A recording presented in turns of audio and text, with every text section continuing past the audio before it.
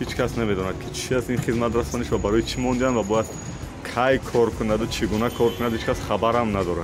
Я уже 3-4 месяца изучаю эту тему. А ты начальнику спроси. Нафаре ки ҷавоб мете Атоев Илҳомиддин гуфте на ака? Ака? Масъалаи таксофон телефон дор. خیابان مرکزی شهر دوشنبه، خیابان رودکی و ما در یکی از روزهای اولی سال 2020 که می‌خوایم یکی از افسانه‌های شیرین ما واقع شود. یکی از دروغ‌های شیرین این همین تلفن‌هایی که تاجیک تلکام مانده است و قریب یک 2-3 ماه آخر هست. اما نمی‌دونیم که با کدام سیستم کار می‌کند.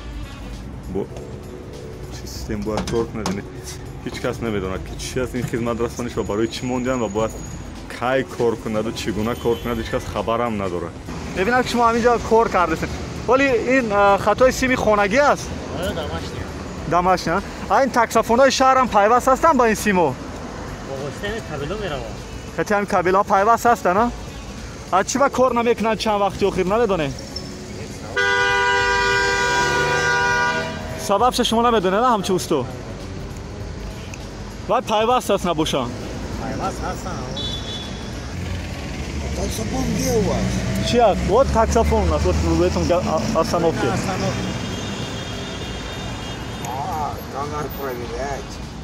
Почему они не работают? Вы не знаете, да? Все не работают? Да, все. Я уже 3-4 месяца изучаю эту тему. А ты начальнику спроси. من سرمهندس شبکه‌های تلفنی شهر دوشنبه عبدالرحمنов اهلیدین. نفره که جواب میده عطایف الهامیدین گفته نه اکا؟ اکا؟ مسئله تاکسافون تلفن دار. سلامت باشین. ما در یک ویدیو پیشتر در روشنایی بالای بینای پشت تاجیک واخوردیم. اون روز شما نخواستین با ما هم صحبت کنید. سبب چی بود؟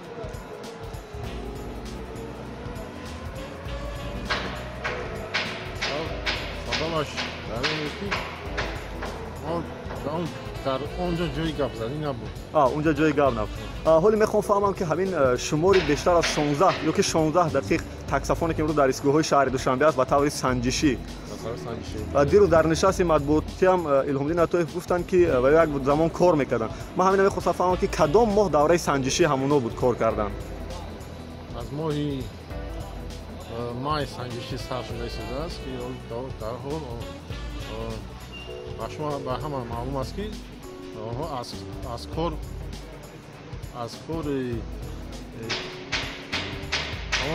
مشتری ها در اونجا که هر چیزهای سیم مثل سیم یا که کارت‌های دیگر رو وارد میکنن از کار میبرن.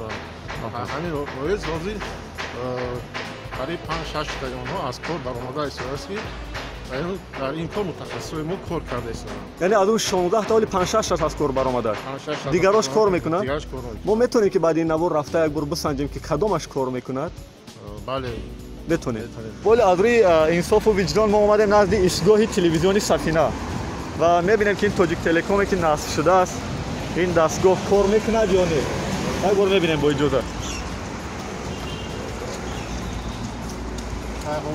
این تاکسافون کار میکنه از سببی که در اونجا نشان داده است که وقتی که کارت را باید ما وارد کنیم کارت باید وارد کنیم. در اینجا مشتری ها بسیارتر کارت های دیگر رو وارد کردن یا که تنگه ها را یک سمانه را وارد میکنن. همین سبب از کار میبرن. این کارت های مخصوص خودش فروش را برآمد. چند سامان است سریعتش؟ بالانس میگم 10 سامان چند سامی که اگر با بالانس خوب وارد کرد همون خرید. شما داره داده آدمو؟ کارت از اون کارت دارید یک تا ببینیم نمونهش چه خیلی است.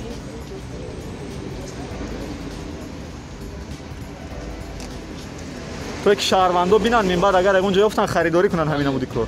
مثلا کارتی تاکسافون ها این است. این کارتی اتوبوس ها بسیارتر این رو استفاده میبرند. از همین سبب از کار یک بار ببینیم هم کارت تاکسافون رو تاکسافون ها میشد که شما در آینده با سیتی کارت همکاری کنید و مردم همزمان عین هم استفاده برن. در حال ما همین مسئله رفته صحبت با متخصص‌ها و در آینده می‌خواهیم که کارت‌های سیتی کارت رو استفاده بردیم. این مشکل‌ها از بین می‌روند. میریم نوشم نزد تاکسافونی که کار میکند که ما نقطه آخر شد دویم. میریم؟ بله. خب برای سنجش به ما اطلاع دادن که تاکسافونی که در نزد ایستگاه اپرا بالت است فعال است و ما با همراه یک اهل دین میایم نزد این تاکسافون که این فعال است یا نه. کارمنداش هم به تلفنی اطلاع دادن که باید این کار کند این تاکسافون و ما برای سنجش اینجا آمدیم. کار نمیکند نه؟ این هم از کار برآمده است. برآمده است از سببی که این درمی هم همین تنگه و کار. کارهای دیگر رو بودید. عجیبش این است که چرا کارمنداتون برای شما اطلاع غلط دادن که اینجا کار میکند و با آمدیم که کار نمیکند؟ آنها با من گفتن که این یک 2 روز 3 روز پیش این آمده دیده بودن این کار میکند. بازی از سبب کی گفتم چه شکلی گفته بودم. بله مردم کار میمونن تنگه میمونن. همین سبب از کار برآمده است. شما با همین نظر راضی هستید که من تحلیلی که گذراندم همین 16 تاکسافونی که گفتم من حدود 10 15 تا شدن کار نمیکند. شما با این فکر راضی هستید یا نه؟ شرط است ما دیگراش هم گردیم ببینیم همین 10 15 تا کار نمیکنن.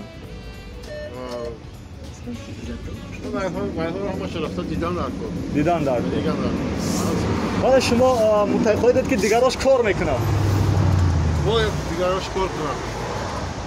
این تاکسافون نزدی تلویزیونی دوشنبه شما ببینید که کار نمیکنه. خب این تاکسافون نزدی کمیته وطن که یکی از تاکسافون های تاریخی ما بخاطر ما از اینجا کار شروع کردیم ولی این هم میبینیم که کار نمیکنه برای که همون تابلوش هم نشون میده که کار نمیکنه. خب من نمیدونم کدوم از این تاکسافون ها کار میکنه. اگر شما بیننده عزیز میبینید زیر این نوار بنویسید در کجای شهر شما تاکسافون کاری دیدید.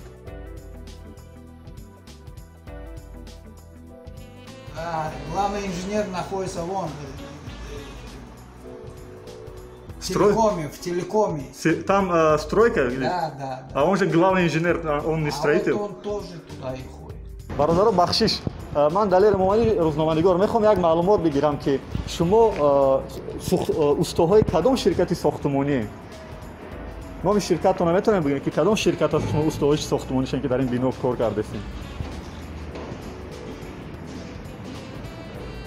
این راست است که کارمندای تاجیک تلکام برای ساختمان بیناهای علاقه میارن و با لباسای ملکی کار میکنن شبانه روز. این راست است؟ همه شما رو چی میگه؟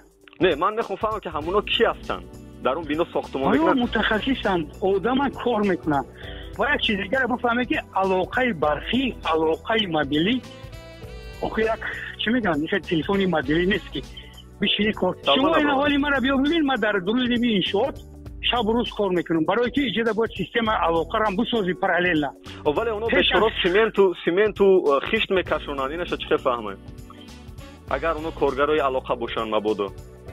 شما برادر همین کار گرفتید شما کی اومدید زبط کردید من میدونم